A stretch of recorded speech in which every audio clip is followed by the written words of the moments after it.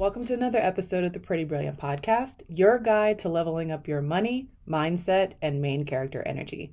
I'm Brittany Nicole, mindset coach and author, and I'm here to help you ditch the good girl playbook and design a life that feels as good as it looks. That's very important, the feeling part, okay? So today we're going to be talking about the feeling of urgency, this false sense of urgency that as entrepreneurs we can sometimes operate in, this constant race going nowhere. I'm going to give you some self-reflection homework in this video, and there are 4 distinct questions that will help you to unpack not just your scarcity mindset, but your relationship with urgency, your relationship with rest, and why you're on this cycle of burnout.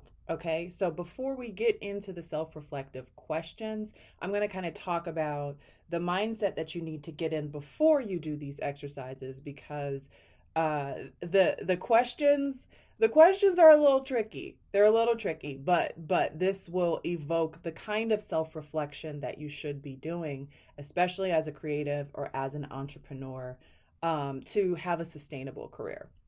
So let's talk about the mindset of urgency. Here's what I'll say. I'm gonna point the finger at myself first, because as a Black woman, as a woman who was raised by a single mother, something that I and many of my clients, and maybe perhaps you, have inherited is this relationship to joy, to pleasure, to fun, to rest, that is very, very toxic. We were likely cultivated and marinated in environments where being seen resting, being seen in a state of leisure was almost an insult to our environment. And so we internalized the belief that it's not okay to rest. I'm trying to find a really polite way of saying that we were punished for being children, but I don't think there is a really polite way of saying that. If you were raised in an environment where there was chronic need, chronic unsafety, then you have learned that it is not okay to be at rest. It is not okay to be at play, that those things are not just superficial and unnecessary, but dangerous. If you're someone who's an entrepreneur, a creative, someone who's trying to bring forth things that don't currently exist, that is creation. Creativity requires food. Creativity requires fuel. And you can use grit to be creative. That's like alchemizing your pain and your trauma and turning it into music and education and different things. That's one thing, but that's one fuel. Joy, pleasure, fun, that's fuel too. And so if you in your mental architecture have kind of ruled out that that is something that you can spend time doing, then you are not using all of your creative resources. And I understand that saying that might sound overly simplistic. It might sound very, it sounds good to say, well, you need to spend more time playing and you need to spend more time resting because it's going to make you more creative.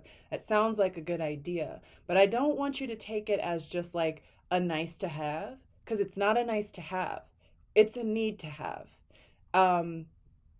We have to look at joy, pleasure, fun, play as necessities. But if for most of your life you have been mentally marinated in this concept that those things are not just unnecessary but dangerous, your perception will not allow you to see the truth of that.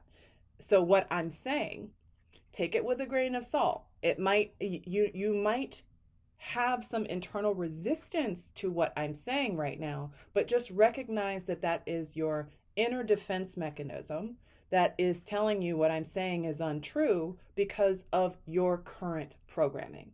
So all of that is to say, rather than in this exercise that I'm giving you, I like to my work as a mindset coach, we spend a lot of time in the subconscious. That's where the juice is. That's where the truth of you is. The parts of you that you don't really know that well, the parts of you that you don't really recognize, that's where your unawareness is. And so we need to kind of dig into your operating system. And your operating system are your automatic thoughts, your conditioned beliefs, your conditioned programming, the things that you believe that you don't know that you believe. This is what a lot of people would call shadow work. So I want to prepare your mind for the fact that we're going to be kind of digging into your programming, digging into the way that you have been conditioned to think about things with the goal of exposing it. We're not in this practice focused on changing the beliefs. We are focused on exposing your automatic beliefs in relation to joy, pleasure, and rest for the purpose of being able to tap into that creative fuel. You can't properly tap into it now because you don't see the value in it now. And you don't see the value in it now because you've been programmed not to see the value in it. So just go on this journey with me. I want to say also, when it comes to digging into the subconscious, doing deep self-reflection like this, you gotta be patient with yourself, okay? Because this is going to bring up feelings. This is going to bring up emotions. This might bring up grief to think about, wow, I've been thinking like this for this long. The memories of when you started to believe these things can often come up. A lot of my sessions with my clients, when we start going back to, when did you start believing this? Who taught you this? It brings up a lot of grief and frustration. So remember to be patient with yourself while you're going through this, because it is an emotional process. Okay, so the first self-reflective question I want you to ask yourself, and when I say ask yourself, I don't mean just let the question roll over your mind and move on. I mean, you need to sit down with paper and pencil, Apple and Apple Pencil, or my personal favorite, me and ChatGPT, and actually engage with this question. So the first question is, who exactly is keeping score of my productivity today? This question is important because it points to this idea that you must automatically be productive at all times, but why? What you may not realize is that there is an invisible, I got lipstick on my teeth? No, I didn't. There's an invisible authority in your head that you are obeying. But it's your mind is kind of like a garden. And so things that have been planted in your mind grow. And let's say it was a tree, right? A tree begins as this seed, and then over time it becomes stronger and more rooted and taller, and it has branches and leaves and, maybe some kind of fruit depending on the type of tree. Your beliefs are like that. So the more true a belief feels, it doesn't mean that it's true. It means that it's old. So in order to understand the belief better, to challenge the belief if it's getting in your way, you got to start at the root.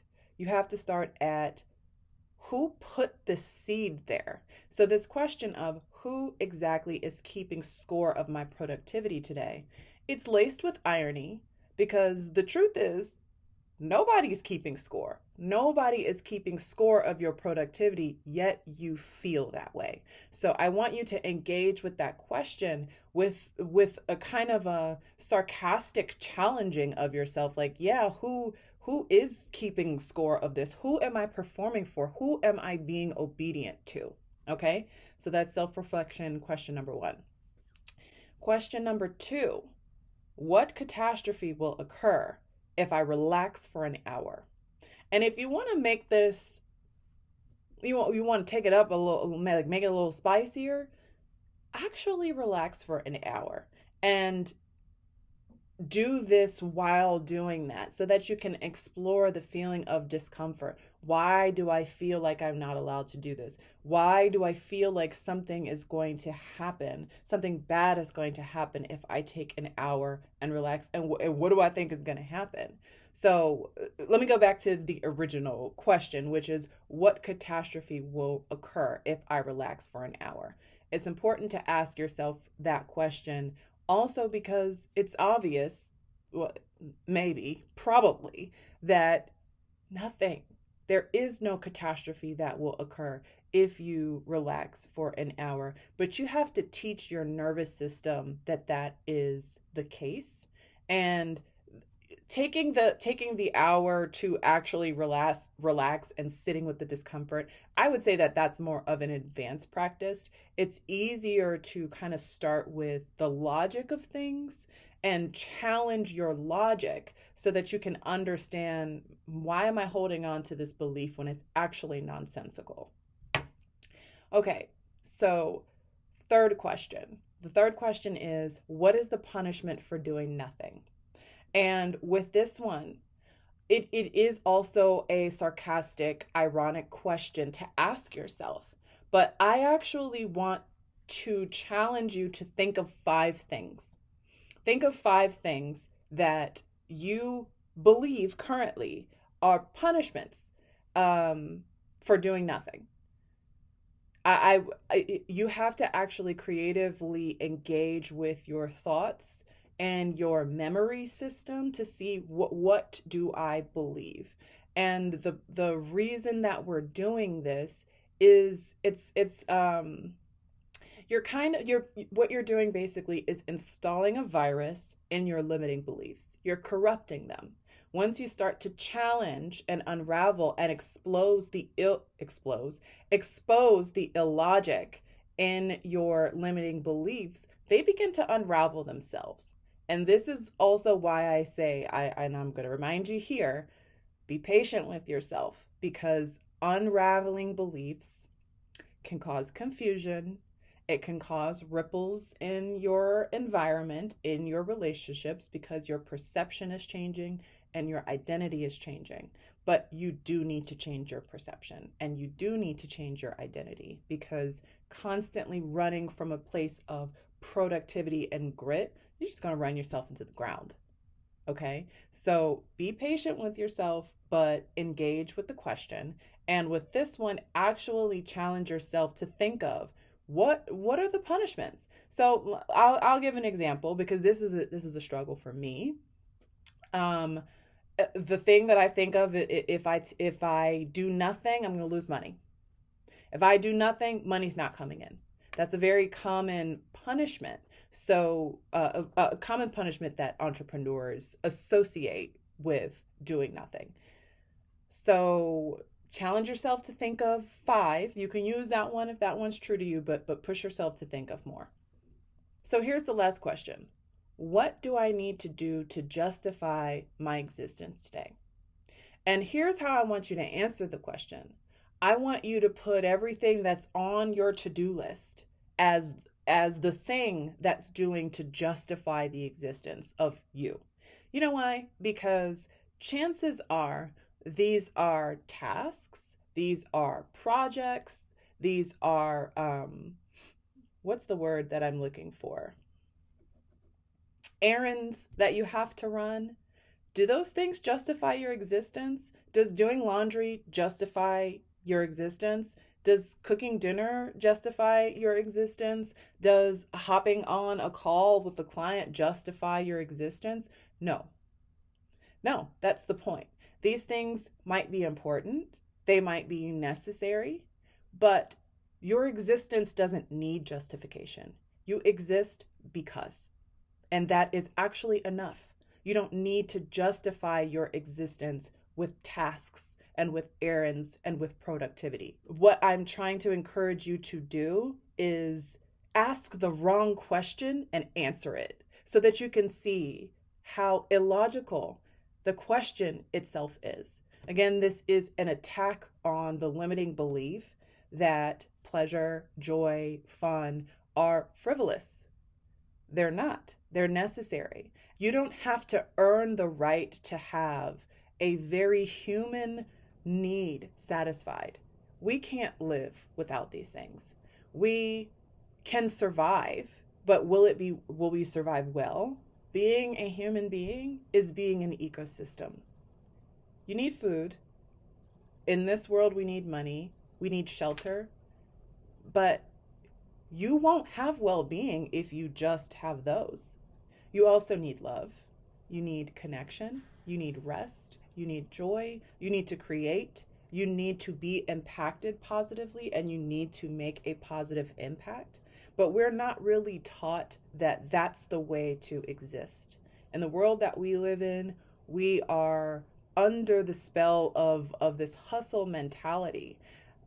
But it's fruitless. You can hustle and hustle and hustle, and you can get everything you want.